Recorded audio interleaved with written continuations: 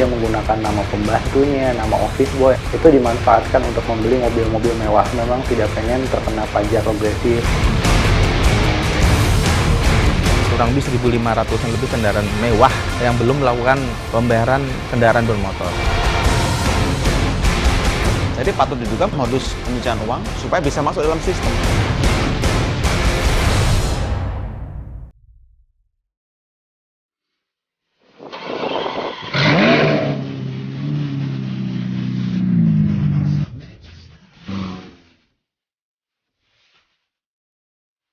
Memiliki supercar mewah dan berkendara pada kecepatan tinggi yang memacu adrenalin adalah dambaan banyak orang. Selain prestis, kepemilikan mobil mewah juga bisa menaikkan status sosial seseorang di masyarakat. Namun tak semua orang mampu membeli mobil mewah karena harganya yang tinggi dan berimbas pada biaya perawatan dan pajak kendaraan.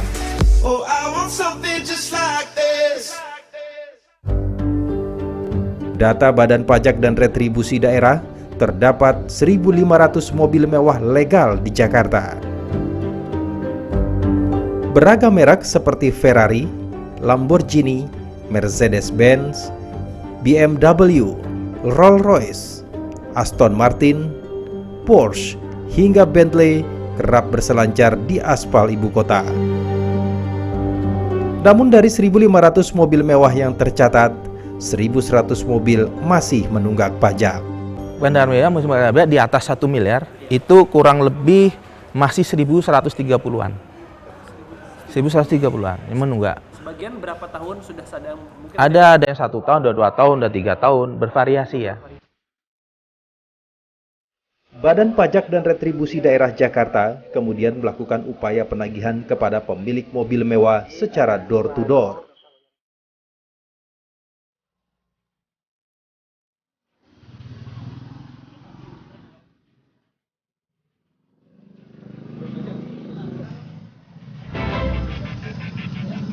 Kendaraan ya, belum membayar.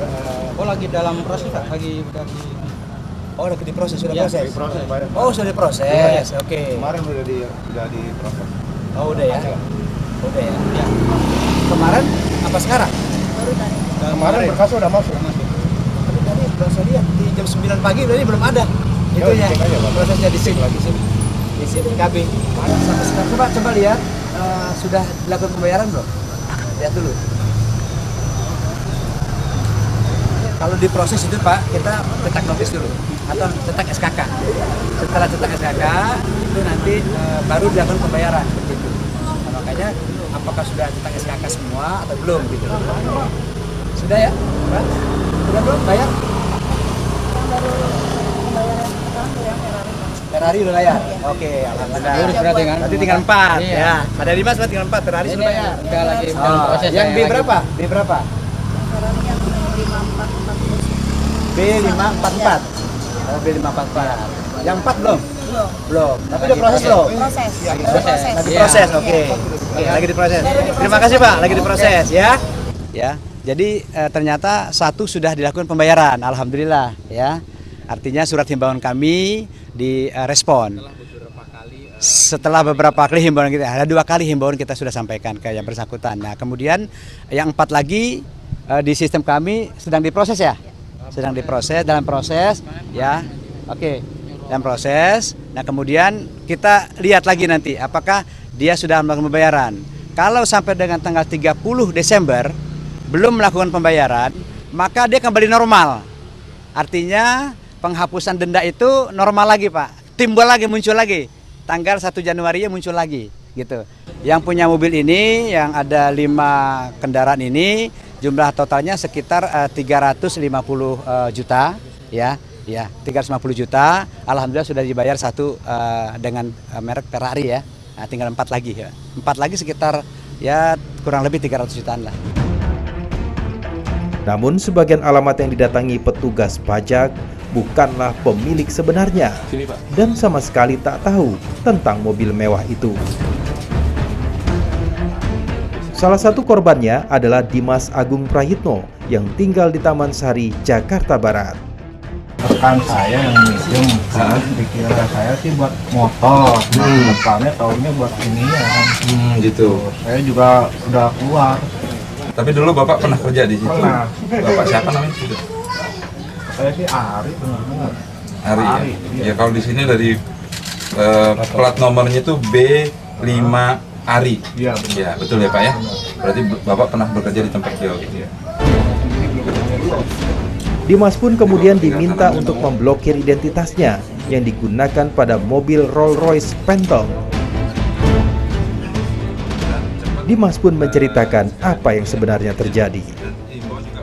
Jadi saya waktu dulu kerja di sono, ya kan, KTP saya dipinjem, dikira saya buat motor. Taunya ke depannya buat mobil. Yang minjem itu siapa Mas? Teman. Teman. Sedangkan sekarang aja bosnya aja udah pindah.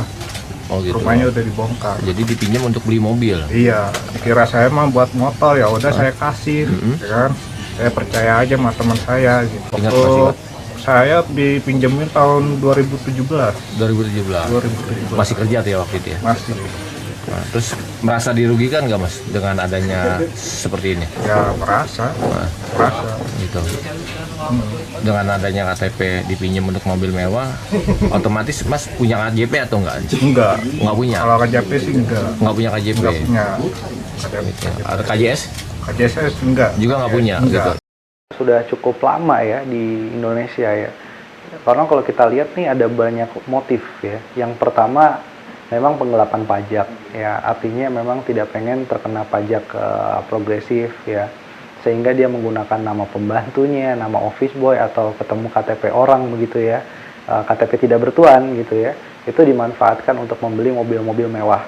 Sebenarnya lebih karena menyembunyikan harta ya, karena banyak dugaan hartanya juga tidak bersumber dari sumber yang bisa dipertanggungjawabkan ya. Yang kedua memang tadi tidak terkena pajak progresif, sehingga nanti di SPT yang dilaporkan tiap tahun itu menjadi relatif asetnya kecil, sehingga tidak diintip oleh petugas pajak ya. Apalagi pasca tax amnesty ya, fenomena ini mungkin akan makin banyak menjamur gitu. Cuman karena kemarin itu mau ngurus KJP-nya anaknya yang di SMP itu diblokir karena dia tidak bisa, karena dia ada mobil itu, punya mobil itu, Mobil mewah. Penggelapan pajak.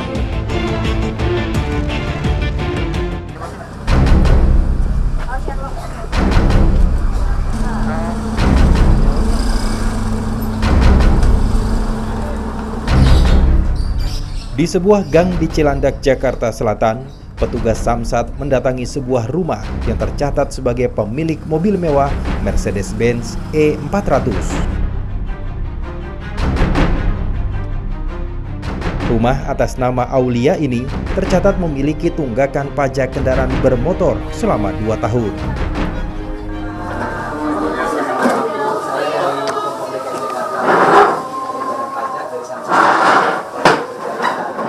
Mau ngobrol sama ibu nih.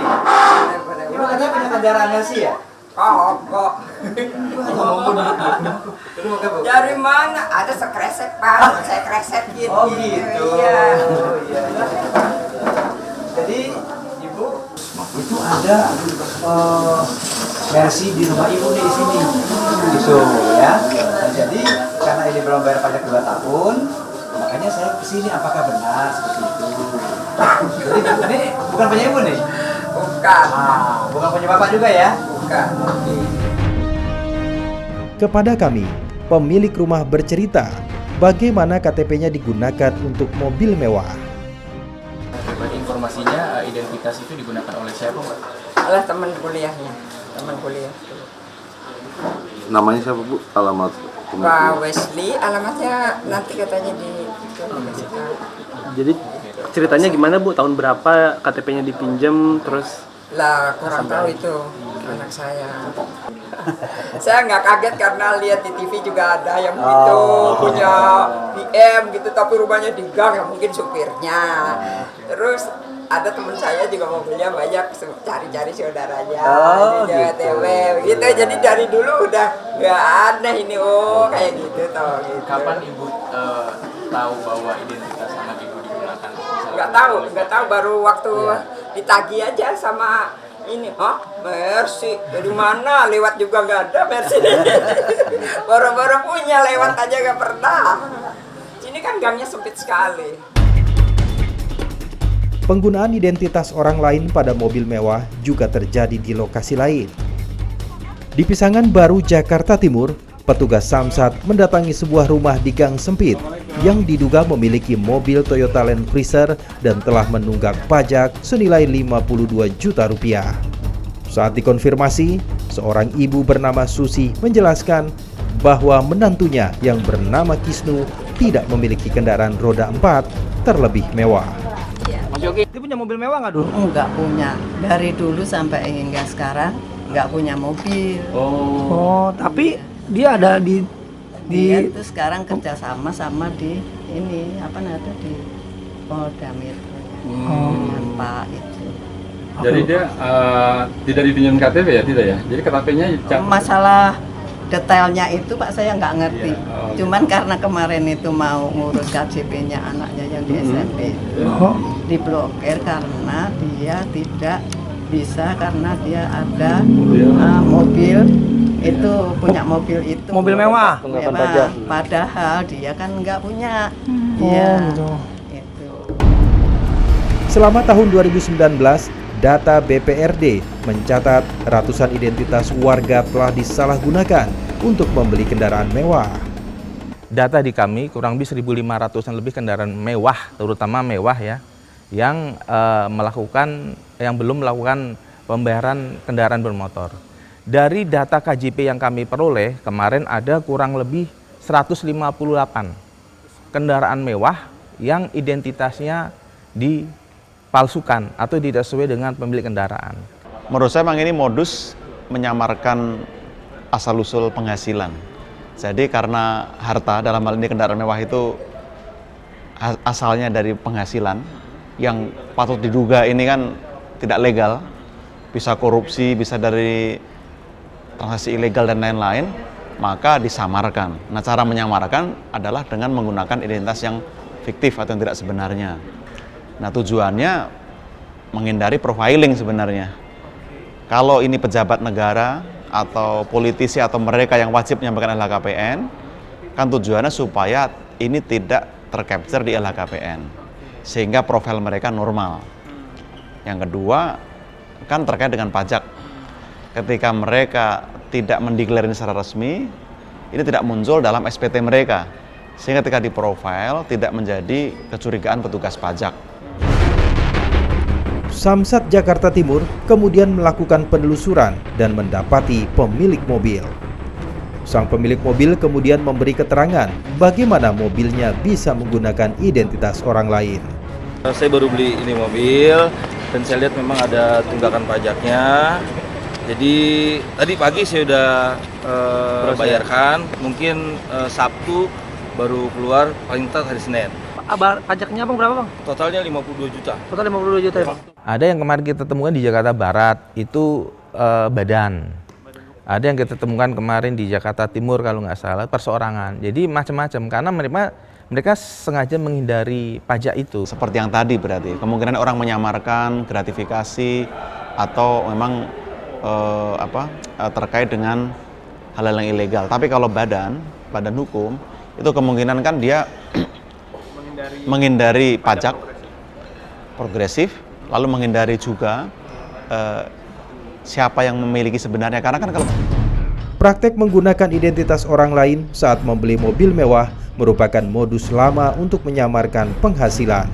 memang ini adalah praktek penyamaran kekayaan, penyamaran penghasilan, praktek TPPU yang paling primitif sebenarnya. Nah sekarang tantangannya kan sekarang administrasi, menurut saya bagaimana pemerintah itu membangun sistem yang bisa mengcapture dari awal, ini alarming untuk mengecek sejak awal siapa beneficial owners dari kendaraan-kendaraan mewah tadi. Ada sebuah desain yang rapi ya, Sekurang-kurangnya ini kan pasti melibatkan pembeli yang bukan orang sembarangan. Harus menguasai dari impor di kepabeanan, dealer, samsat, sampai pada akhirnya ke pajak daerah. Gitu.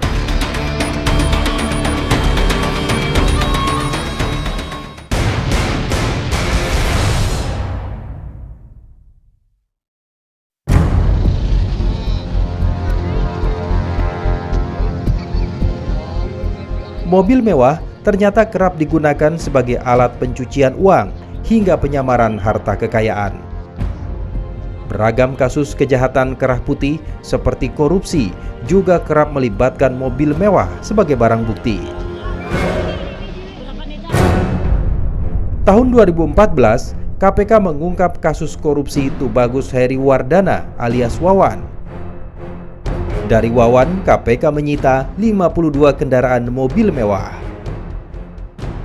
Beberapa mobil yang disita, diantaranya 1 unit mobil Ferrari, 1 unit mobil Lamborghini, 1 unit mobil Bentley, 1 unit Rolls Royce, 1 unit Nissan GT-R, 5 mobil Velfire, dan puluhan mobil lainnya.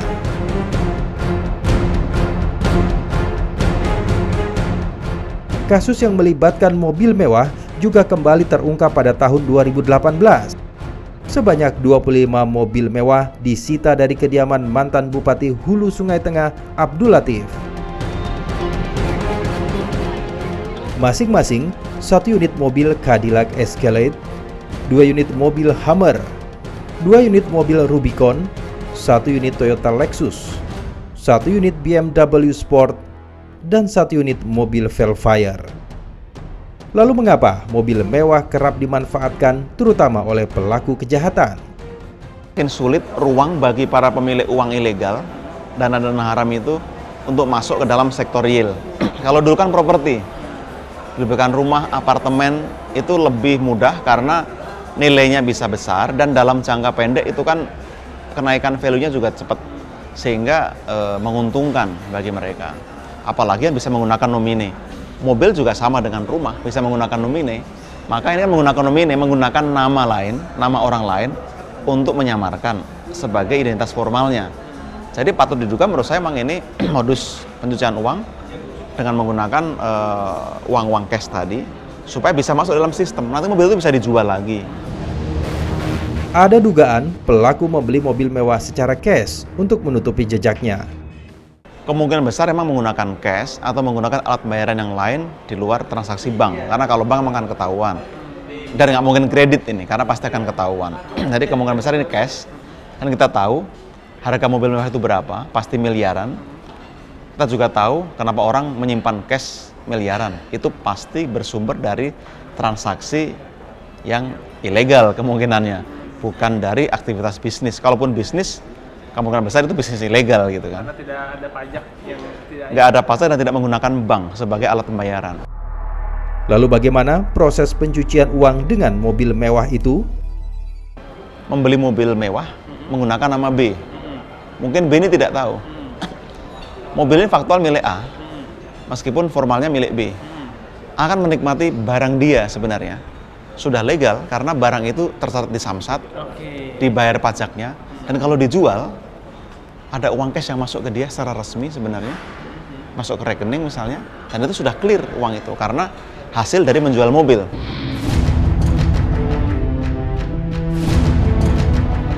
Dari beberapa kasus penggunaan identitas orang lain pada mobil mewah, ada kemungkinan pihak tertentu menjadi penyedia segala hal untuk memuluskan transaksi bisnis mobil mewah.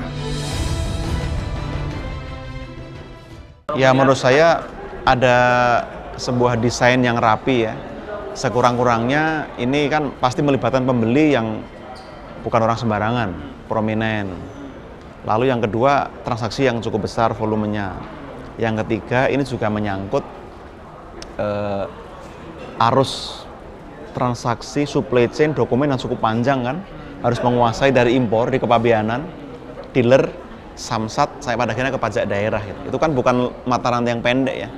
Ini kan bukan orang sembarangan pasti yang bisa mendesain skema seperti ini.